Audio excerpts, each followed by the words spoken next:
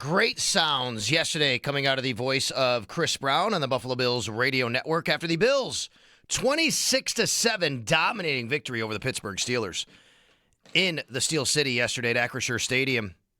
Setting records at Acrisure Stadium. The most yards ever given up by a Steelers defense on the ground inside that stadium. 249, a big part of what we're going to talk about today, as well as anything else you want to hear on the Northtown Automotive Extra Point Show on a Buffalo Football Monday. And of course, on a Buffalo Football Monday, it is also the Catholic Health Extra Point Show, presented by Catholic Health, the right way to care, and brought to you by Northwest Bank. For what's next, get started at northwest.com.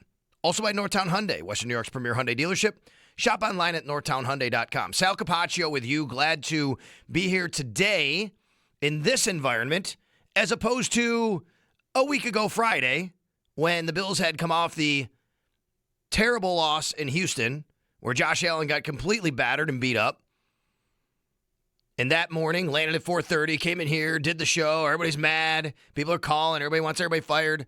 10 days later, they go to Pittsburgh and completely dominate the Steelers. I mean, if it wasn't for the 2 turnovers in the first half, which, by the way, bad. Can't have that happen. Definitely a criticism. If it wasn't for those, though, the Bills would have won this game by 35 points. I really believe that. I mean, they were moving the ball already, and that happened. And the only points the Steelers got were on a short field from a Bills turnover.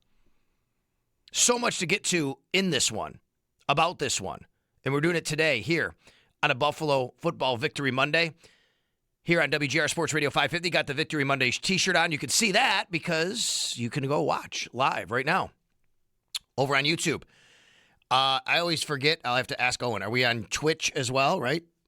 Twitch, WGR 550, right? Okay, on Twitch. YouTube, WGR 550. Check it out. You can tweet me at Sal Sports, but hi to the bullpen. Always say hi to you on a Monday or Friday or whenever we get after it here after a Bills game. We got Hot Dirt and Steve Moore and Sabbath and Nick and Depew and Keenan and Bass 1151, JT from USA. We got AC Man in there as well. A lot of you. Hi, guys, girls, anybody. Thank you. My man Leotis, I like that one. Just reading some of your screen names. As I always say on a Buffalo Football Monday, I will not be able to interact with you in the chat box, but you are welcome to interact with each other, and you could still hate me, love me, whatever, and kind of go from there. And then we'll make sure. But be nice though. Be nice. Come on, be nice today. The Bills won. It's 26-7. It's a Victory Monday. It's the NFL, man. The Chiefs are, what? What's their record now? Are they losing record right now? What are the Chiefs right now? 6-6? Yeah, 6-6. Losing record. Almost not a losing record, but 500. Anyway, the point is, Chiefs are 6-6. Ravens are 6-6 in first place. Bills are 8-4. No, it hasn't gone great this year. I get it. But man, let's have a better day today than we did last Friday. The last Friday we were here together. And after that game and leading into next week and kind of look back on this dominating win. That's what it was. 803-0550 is the number to call here on the Northtown Automotive Extra Point Show. You can tweet me at Sal Sports, like I said.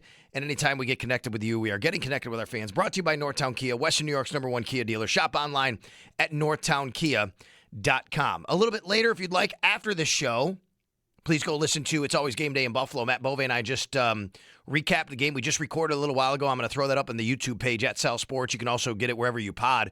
And the reason I say that is there's a lot more to get into as well. From his perspective, my perspective, we'll talk about it, but I want your perspective today. That's how a Monday works. You give a call. You call me. You have the floor. You have the forum. You say what you want to say about this game. Good, bad, indifferent, agree, disagree, doesn't matter. We can start on the offense or we can start on the defense, because I think both sides of the ball have a lot of storylines and deserve talk today. It wasn't all totally positive, but it certainly was much more than negative. I'll start with the defense, because I thought the defense played a dominating, suffocating game against a team they should. This is not a great Steelers offense. This is a Steelers offense that throws the ball shorter than any team in the league. But you have to know that going in. Give credit to the Bills coaches for having a game plan that very much reminded me of a game plan against a Tua Tagovailoa-led Miami Dolphins offense, which means they're going to go to their first read, And if it's not there, you have a chance to extend the play and make a play. And if they don't complete their first read, it's incomplete. They're going to second and long, third and long, whatever. They're going to try and run the ball. Have to stop the run game, take away the first read. You know what the Bills did? They stopped the run game and they took away the first read of Aaron Rodgers. To the tune of total net yards for the Steelers, 166. Yards per play, 3.9. That's minuscule in the NFL.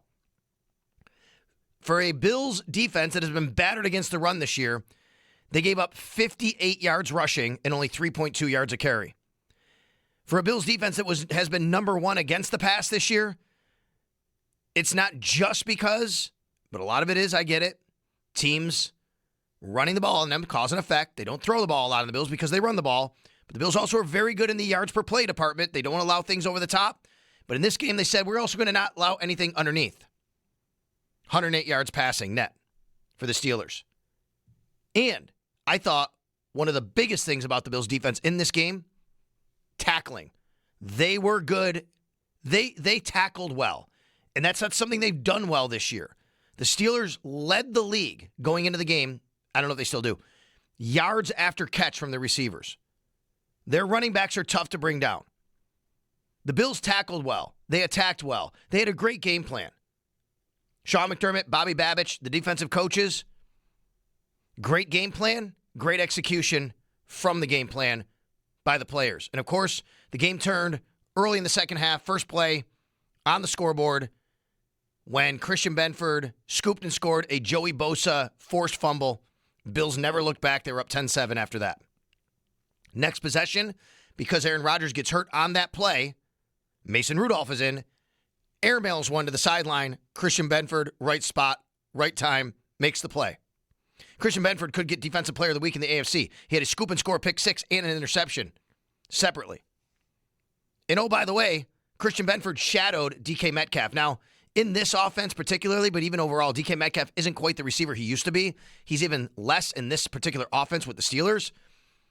But the Bills said, we're not going to let DK Metcalf beat us. We're going to put our number one corner on him. Christian Benford shadowed him. Man-to-man zone, didn't matter. He was on him all game. DK Metcalf, 5 targets in this game. He only caught 3 passes for 32 yards. Very good job by the defense overall. A lot of you wondering, why didn't Max Hairston play very much? Well, Max Hairston was only on the field for a total of 13 snaps. Tre'Davious White was on the field for 33. My answer is probably because Max Hairston was going through concussion protocol last week, so therefore you're missing some reps early in the week. But today's not the day to complain about that because Tre'Davious White played well. He's played well lately. They targeted him early. He made a play and a ball. Steelers fans thought it should have been pass interference. It wasn't. So today's not the day to complain that Max Hairston wasn't playing. I think it's more so probably because he was going through concussion protocol. He probably missed some reps. They were confident in Tre'Davious White, and he's played well lately, Tre'Davious White, so give him credit. And again, not a great group of threatening wide receivers. Austin have some speed, and they put Benford on DK Metcalf. Jordan Hancock didn't play a lot in this game. This is all going to, by the way, I'm bringing all this up for a reason. I'm bringing all this up because I thought the Bills had a great game plan, not only scheme-wise, but personnel-wise. Jordan Hancock didn't play a lot in this game. You could say, well, there we go. Why are we not playing Jordan Hancock? I'll tell you why. The Bills didn't need the speed in this game. They needed more physicality from a guy like Jordan Poyer because the Steelers love to run 2 and 3 tight ends, and they have these behemoths at tight end like Washington. This was not a game where they needed speed on the field as much as they needed physicality, and they matched the physicality. And I give them credit for understanding that and knowing that, and it worked out. Final point on the defense. Folks, I don't think it's any revelation to tell you they have been a better defense with Shaq Thompson in the middle than they have with Terrell Bernard in the middle. And I do think Terrell Bernard has been really impacted by the ankle injury and now the arm injury, but the ankle injury especially, but also because there have been injuries up front. That's allowing more offensive linemen to get on a smaller linebacker in Terrell Bernard, who's more sideline to sideline than he is, downhill, A-gap attacking. But right now, that's what they need. And Shaq Thompson has offered that to them. I can't I wouldn't be confident that Terrell Bernard would be ready to play this week. They didn't put him on IR, but man, that injury looked pretty bad. But at some point when Terrell Bernard is healthy, depending on how this continues to go for Shaq Thompson, this team may be faced with a bit of an uncomfortable decision on who's going to be playing middle linebacker. It might not be a hard decision for you from the outside. I get it. But that is your middle linebacker, who is your team captain, who you just paid, and he's not a bad football player. All right? But it's clear that right now, it's a better defense with Shaq Thompson playing. And I think they have to continue to roll with that, and you have to make those uncomfortable decisions. I think Matt Milano's playing better, partly because of this. I think that Dorian Williams has offered them what they needed from an extra linebacker coming on. Base defense yesterday. And that's nice. Be a different deal next week with a team that's going to throw the ball much more than run the ball. Probably. I mean, they do run it with Chase Brown, but with those receivers and Joe Burrow. We'll get to that a little bit later. But anyway, yeah. In fact, I'll stay on the defense, and I'll do this early today. The Barnes Firm injury report, brought to you by the Barnes Firm. Injured? For help, call 1-800-8-MILLION. Joey Bosa has a hamstring injury. And we don't know the severity of it. It was at the end of the game. He was on the sidelines still with, defensive coaches, but he didn't go back in the game. He was questionable. And it's Joey Bosa, and he's older, and he's had injuries, and the Bills have played the long game with these soft tissue muscle injuries. So, I don't know. We'll see what happens this coming week. And you'd love to have him against a Bengals team that has had issues on the O-line and gives up sacks. But you might not. Speaking of injuries, the Bills were without their two starting tackles, Deion Dawkins and Spencer Brown. In comes Ryan Vandermark. In comes Alec Anderson. They played their tails off. Now, Alec Anderson, two very costly early false start penalties. I asked him about it after the game, and I hope that people understand the context. It's not to absolve him. They were bad penalties. They shouldn't have happened. Totally get it. You can criticize him for it. I did. I gave him an arrow down for the penalties. But, folks, this is a kid that did not play. I call him a kid. I'm old. This is a kid that did not play right tackle since college. Okay? He went from center to guard to tackle. And what he said about the penalties was, hey, it's TJ Watt over there. I'm trying to time up the snap count because he's wide on me, and I got to get out and block him. And he's an athletic freak. And I didn't time it up right. He took accountability, and he's explaining. He says, hey, man, you look out. These guys, he says, these dudes are athletic. They're beasts off the edge. And he got a little antsy. But he settled down after that, and he played well. So criticize him for the false starts. He deserves it. But the rest of the game, he played really well. And I give Aaron Cromer and Austin Gunn a lot of credit. That's O-line coach and assistant O-line coach for having these guys ready and prepared to play in the way they did. And Ryan Vandermark as well. TJ Watt had 4 tackles. 4. 0 quarterback hurries, 0 tackles for loss. Dan Orlovsky had a great tweet a little while ago. The Bills created 138 yards before contact. Pittsburgh created 34. Great game plan by the Bills coaches, by the guys executing up front, and, of course, James Cook, 249 yards rushing for the team. Overall, James Cook had a total of, my number right here so I don't screw it up, 144, 4.5 yards a carry. Ray Davis, nice game from him, 9 carries, 62 yards, 6.9 yards a carry. Give the Bills credit. They had a good game plan. They executed it. Really nicely done by the Bills in this one overall, and walk away and come away with a 26-7 win. Should have been larger, I thought, but not. What are you going to complain about a 26-7 win in the NFL? I mean, you're just looking for things at this point to nitpick. Doesn't mean it's perfect, folks. And I'm going to say it. Every game has its own DNA. You play that game next week. Maybe it goes a little different against Cincinnati, and they hit some more plays down the field, whatever. Maybe you can't have that conservative type of approach against Cincinnati next week. I don't know. But they won this game, and they did what they needed to do in this game, and they dominated this game, and it was nice to see. And they came out of it, other than Bosa's injury, which could be impactful, I think relatively healthy and hopefully getting guys back as well. No Josh Palmer in this game, no Dalton Kincaid in this game. Brandon Cooks plays a handful of snaps. He has a catch on the first series. Keon Coleman gets back in, but he plays the least amount of snaps of any receiver. He does have the touchdown. Sean McDermott goes for 2 fourth downs. Actually would have went for 3, but one was a false start. Goes for 2 fourth downs. They convert one on a run, and they convert one on a touchdown pass. Okay, get to the phone lines here in just 1 second. 2 other things I want to touch on because you've been talking about it today. After the game, I talked with a lot of players in the locker room because I felt, and I said this on the radio this morning, Folks, this game changed on the sidelines. It changed for me when Josh Allen got hit by Patrick Queen, and there was nothing called. There was no call, and maybe you feel there shouldn't have been, but the Bills felt there should have been, and guys were pissed. They were getting after it after that.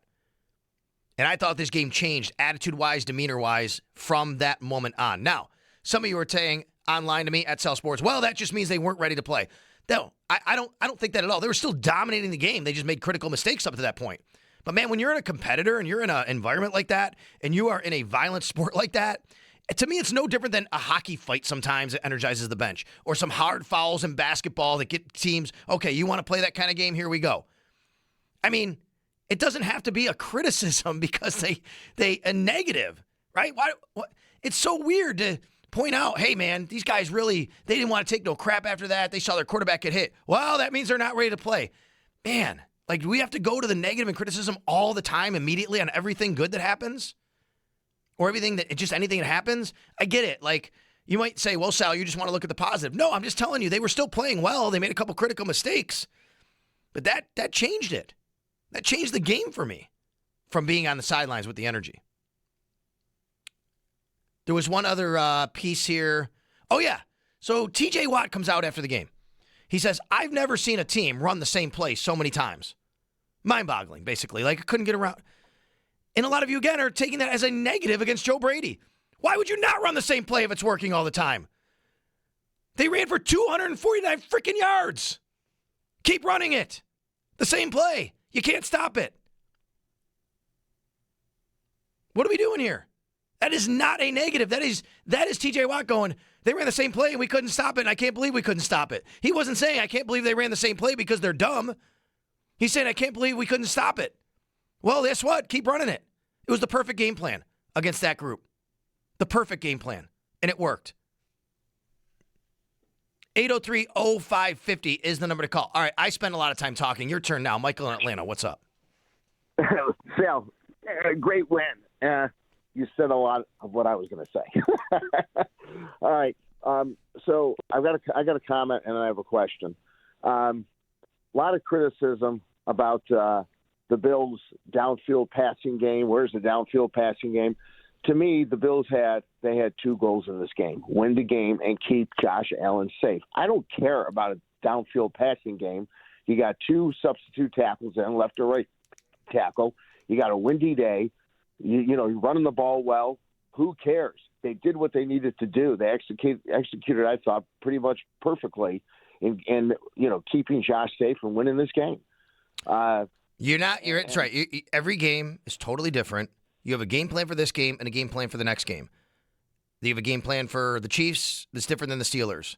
And when you're without your two tackles, your game plan is keep the quarterback safe, especially after what happened, run the quick game, run the ball. And they did that. They did it well, very well. Absolutely. And the question was, it's kind of complicated. All right. So There was a face mask, a bad call against the Steelers early in the game. And it was somehow it was reviewed by the in-booth officials, correct? Yes. That is a new rule. Is this what you just want to ask what happened there? No. Okay. I understand what happened there, yes. But why doesn't that same rule apply to when that late hit occurred on Josh Allen? Because I'll tell you why. The new rule is you can pick up a flag on a personal foul. You cannot throw one that wasn't thrown. Yeah. Make sense? To me, it should be. Yeah, it doesn't. It doesn't. If it's going to be reviewed, it should go both ways. Okay, but I'm just telling you, the reason is there is the rule now in the NFL that if there's a flag thrown for a personal foul for face mask or, I think there's a couple other instances as well, and the booth says it shouldn't have been thrown, they can pick it up. But the booth can't call down to throw a flag. Right. Okay. All right. And I do have one last question. Did Shaq Lawson play yesterday? He did not. He was inactive. He's on the practice squad. He was not elevated. Okay. All right, sir. Well, thank you so much, and let's build on the win. Okay, you got it. Thank you very much. Michael, let's go to Billy in Toronto. Hi, Billy. Hey, Sal. Yeah, listen, that game started off yesterday, and I was going, oh, here we go again. But, the defense, those two plays that start the second half, of course, ignited us. And, the thing that just absolutely baffles me is I think with Pittsburgh, a lot of times teams go on tape of the game that they seen them play the week before, and I just thought they were saying Josh Allen is not going to beat us with his arm. And that's why we just ran roughshod over them. I mean, it was ridiculous. You usually don't do that to the Pittsburgh Steelers, but I mean, I just thought it was like the last caller said, a nice, easy game for Josh. Just keep handing the ball off, run it down their damn throats. And, of course, with Josh, though, he's got to scare the hell out of me late in the game when we're on about the 8 or 9 yard line, and he just runs into the end zone, just running over everybody. There's nothing subtle about Josh. He gets a little bit of a push to get him in the end zone for that, but it just scares me that if something happens to Josh, I think everybody knows we're in big trouble. But the most important thing, and you said it, Josh, you said it, Sal, was that both Kansas City, and by the way, Kansas City stole that win last week. Otherwise, they would basically be eliminated. Kansas City and Baltimore both lost. The three teams that we got ahead of us, do they scare you? Denver, New England, and Indianapolis. You know, they remind me, Sal, of a racehorse. They're just cheap speed as far as I see it. And once they come around the far turn, let's see what they got when the real running starts. A great win. We're 8-4, and it's on to Cincinnati. All right, you got it. Sal. Yeah, you got it. Thanks a lot for the call. Frank has been waiting in his car, so I'll get to him before the break. Hi, Frank. Hey, good morning, Sal. Good morning.